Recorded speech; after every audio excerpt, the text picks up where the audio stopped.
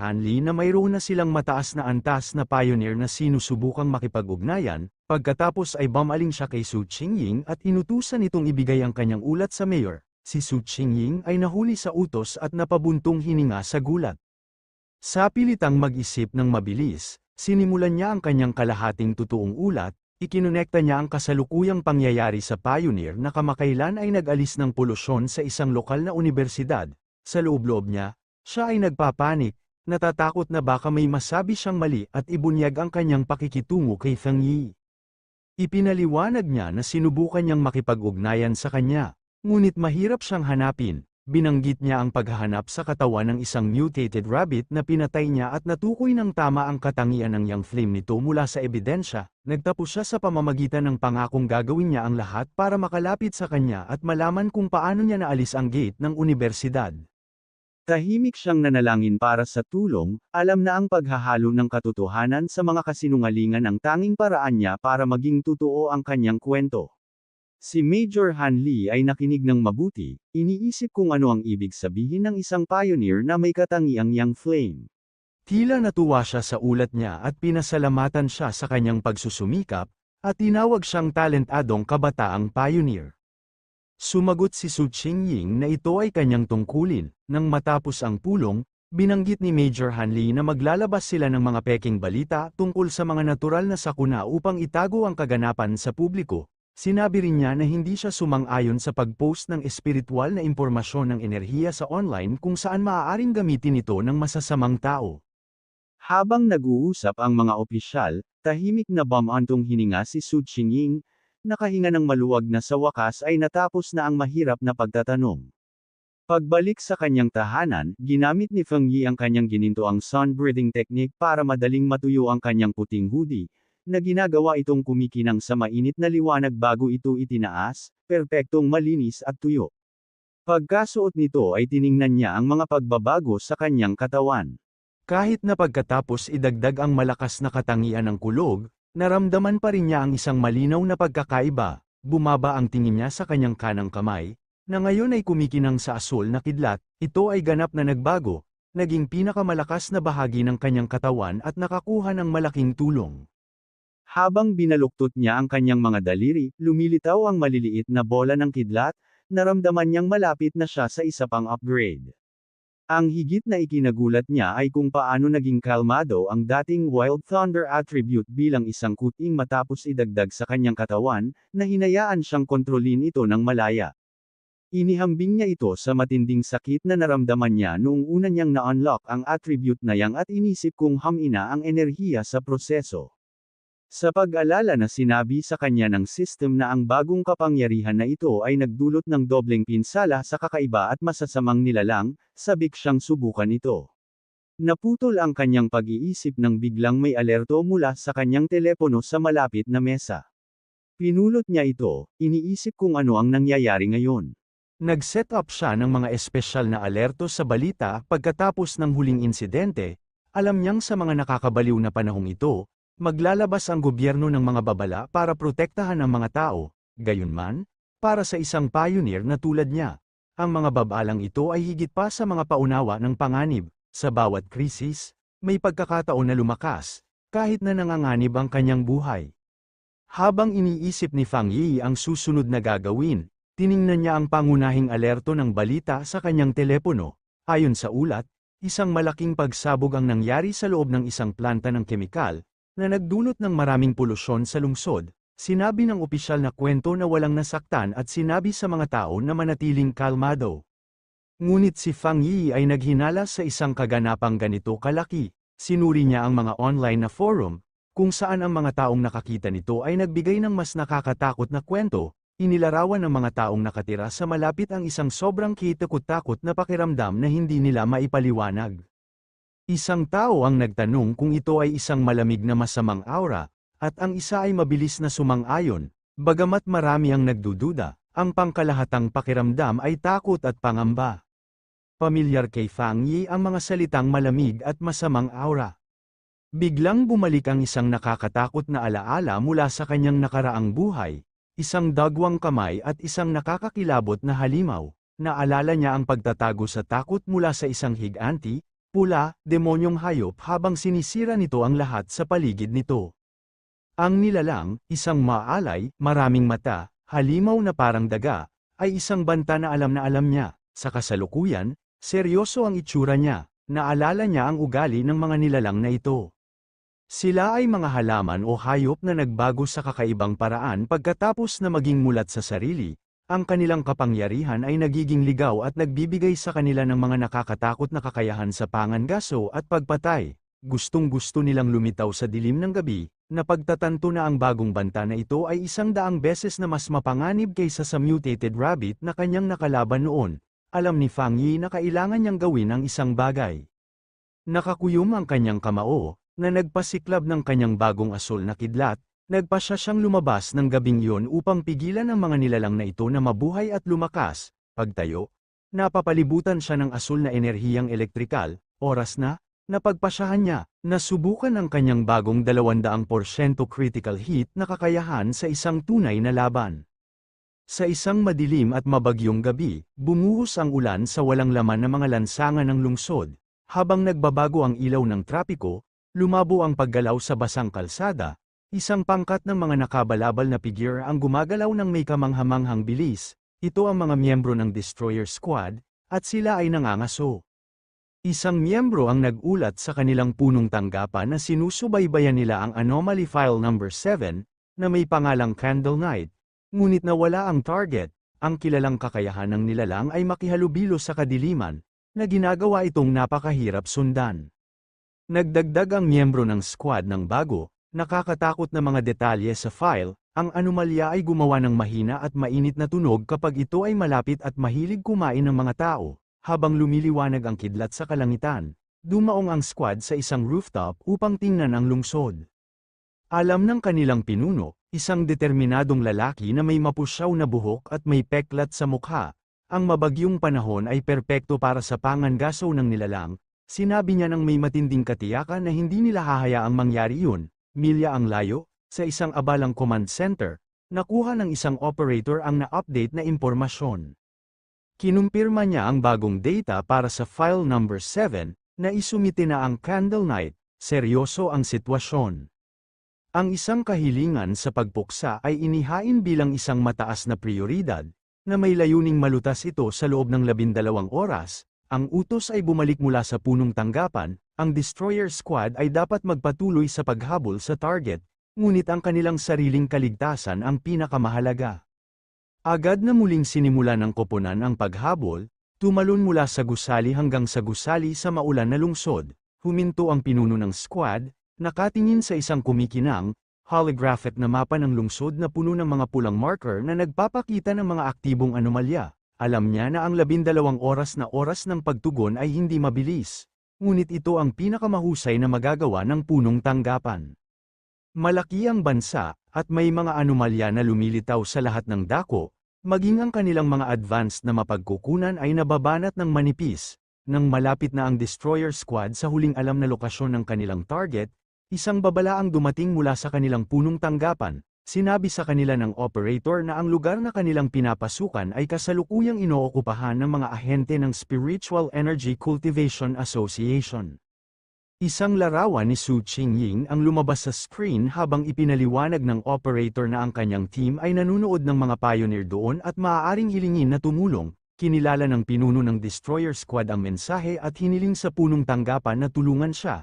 Sinabing narinig niya ang kanyang mabuting gawain. Sa ibang lugar, nagulat si Su Qingying nang malaman na siya ay naging napakasikat. Ang Destroyer Squad ay mabangis na naghihintay sa ulan. Hindi nagtagal, dumating si Su Qingying at ang kanyang sariling nakabalabal na koponan, pumwesto sa mas mataas na rooftop, nakahawak ang kamay sa kanyang balakang. Tumingin siya sa squad sa ibaba at casual na nagtanong kung sila ba ang tumatawag sa kanya para mag-overtime. Hindi natuwa ang pinuno ng Destroyer Squad sa kanyang casual na tono. Mahigpit niyang sinabi sa kanya na ang Candle Knight Anomaly ay kumakain ng mga tao at na ito ay mas seryoso kaysa sa isang simpleng kahilingan sa overtime. Ang isa sa mga miyembro ng koponan ni Su Qingying ay tumalikod, nagtanong kung yun ang tamang paraan para humingi ng tulong. Pagkatapos ay tumalikod si Su Qingying para umalis, sinabing mukhang napakahusay ng Destroyer Squad, malamang na hindi na nila kailangan ng tulong. Inanunsyo niya na ang kanyang koponan, ang Ying Squad, ay aalis. Habang nagsimula silang umalis, ang mga miyembro ng kanyang koponan ay nagbubulungan sa kanilang mga sarili, ang isa ay nag-aalala tungkol sa mabagsik na ugali ng kanilang amo at ang isa ay nagtatanggol sa kanya, na nagsasabing ang kanilang sariling mga misyon ay kasing mapanganib. Agad na nataranta ang pinuno ng Destroyer Squad at tinawag siyang maghintay. Humingi siya ng tawad sa kanyang malupit na tono at humingi ng tulong sa kanya. Ipinaliwanag niya kung gaano kadelikado ang Candle Knight at na kung wala ang kanyang tanyag na mga kasanayan sa pagsubaybay, sila ay magiging isang malaking kawalan. Binigyang diin niya na kapag nabigo ang kanyang koponan, ang mga tao sa lungsod ang magdurusa, dahil papatayin silang lahat ng halimaw, matapos magkasundo na magtulungan, tumayo ang dalawang koponan sa maulan na bubong, handang manghuli. Nag-concentrate si Su Qingying, at isang kumikinang na asul na bola ng enerhiya ang lumitaw sa kanyang kamay. Inanunsyo niyang natagpuan na niya ang nilalang, lumawak ang enerhiya ng orb, na nagpapakita ng lokasyon ng halimaw, nakatago sa madilim at basang mga guho ng isang planta ng kemikal, kumakain ng kung ano ang napakapangit at maraming mata na nilalang na parang daga na tinatawag na Candle Knight. Nabanggit sa file nito na gusto nito ang dilim, kahalumigmigan, at pagkain ng mga tao. Sa nakitang target, si Su Qingying ang nagbigay ng utos para magsimula ang joint operation, matalas ang sentido ng nilalang, at agad itong tumingala, alam ang presensya nila. Tumalon ito palayo nang tumama ang isang pag-atake sa lupa kung saan ito naroroon. Sinabi ng isang miyembro ng Destroyer Squad na nakita sila ng target at inutusan ang koponan na bumuo. Ang mga miyembro ng squad ay kumilos sa hindi kapani-pani walang bilis. Ang kanilang mga balabal ay lumabo habang hinahabol nila ito. Pinalibutan nila ang nilalang mula sa lahat ng panig, at kasama ang kanilang biktima na nakulong, sabay silang sumigaw, na handang umatake. Ang isa sa mga miyembro ng Destroyer Squad ay sumugod, sumisigaw ng utos na umatake, tinamaan niya ng malakas ang nilalang, dahilan para bumagsak ito sa tumpok ng mga durog na bato. Ngunit sa halip na maging mahina, nagsimulang magbago ang katawan ng halimaw. Ang likod nito ay pumuputok na may mga pulang sugat at itim na spike, sa isang galit na hiyaw. Ang galit na Candle Knight ay lumaban, lumikha ng isang puyo ng tubig ng madilim na enerhiya. Si Su Qingying ay desperadong sumigaw para sa mga koponan na mag-ingat sa sound wave at umiwas. Ang kanyang babala ay isang sandali na huli na, isang malakas na sonic blast ang sumabog mula sa nilalang, na nagpapalipad pabalik sa mga miyembro ng squad. Ang pinuno ng Destroyer Squad ay itinapon mula sa rooftop, bumagsak sa kalye sa ibaba. Isang miyembro ng kanyang koponan ang sumugod sa kanyang tabi, itinulak ng pinuno ang sarili, bagbog ngunit buhay. Inamin niya na kung hindi siya bumalik sa huling segundo, nabalian na sana ang kanyang mga buto. Alam niyang nasa matinding panganib ang mga ito, kung mananatili pa ang nilalang sa lungsod, magdudulot ito ng malaking kapahamakan. Muling umikot ang labanan habang patuloy na nagbabago ang Candle Knight. Lumaki ito ng malalaking pakpak na parang paniki at naglabas ng dagendong. Ang lalamunan nito ay kumikinang sa berdeng enerhiya, pagkatapos ay nagbuga ito ng corrosive dark substance na pumuno sa hangin ng nakal-alasong berdeng usok. Itinutok ng nilalang ang putok na ito sa lupa, sinusubukang tunawin ang kalye upang mabaon sa ilalim ng lupa at makatakas. Binalaan siya ng isa sa mga miyembro ng koponan ni Su Qingying na ang halimaw ay may corrosive dark power at anumang bagay na mahawakan nito ay masisira. Ipinaliwanag niya na ang kanilang koponan ay walang sapat na lakas upang labanan ito. Si Su Qingying, gayunpaman, ay nanatiling kalmado. Inutusan niya ang kanyang koponan na manatiling alerto at huwag guluhin ang pagbuo ng Destroyer Squad, na nagpapaalala sa kanila na ang kanilang pangunahing trabaho ay ang mang-alap ng impormasyon at tumulong sa diskarte. Samantala, isang miyembro ng Destroyer Squad na may dalang punyal ang naghanda upang hampasin ang tumatakas na nilalang. Biglang kuminang mula sa dilim ang isang pares ng nagbabantang pulang mata. Ang may pakpak na Candle Knight ay lumundag pasulong, makitid na nakaiwas sa pag-atake ng isang miyembro ng Lipeng Squad. Galit na galit, ang pinuno ng Destroyer Squad ay sumigaw sa kanyang koponan na huwag hayaang makatakas ang halimaw. Lumipad ang may pakpak na nilalang sa mga lansangan ng lungsod, hinabol ng mga nakabalabal na miyembro ng Ying Squad. Mula sa isang mataas na rooftop, nanood si Su Qingying at dalawa sa mga miyembro ng kanyang team. Bigla, naramdaman niya ang matinding pagtaas ng espiritual na enerhiya mula sa direksyon ng nilalang. Nang napagtanto niyang may importanteng mangyayari, inutusan niya ang kanyang team na manatili sa labas habang siya mismo ang sumunod dito. Ang paghabol ay humantong sa kanila sa isang malaki, madilim, abandonadong pabrika. Sa loob, sinabi ni Su Qingying na susuriin niya ang espiritual na enerhiya ng lugar. Napansin ng pinuno ng Destroyer Squad ang advanced na relo sa kanyang pulso. Kinumpirma niya na isa itong bagong device mula sa association, na nagpapaliwanag na ipinakita ng relo na ang antas ng enerhiya na ligtas na mahawakan ng isang squad ay 50. Ang pagbabasa ng Candle Knight ay 48 pa lang, biglang nagsimulang kumislap ang device sa kanyang pulso, ang pagbabasa ay lumampas sa 80.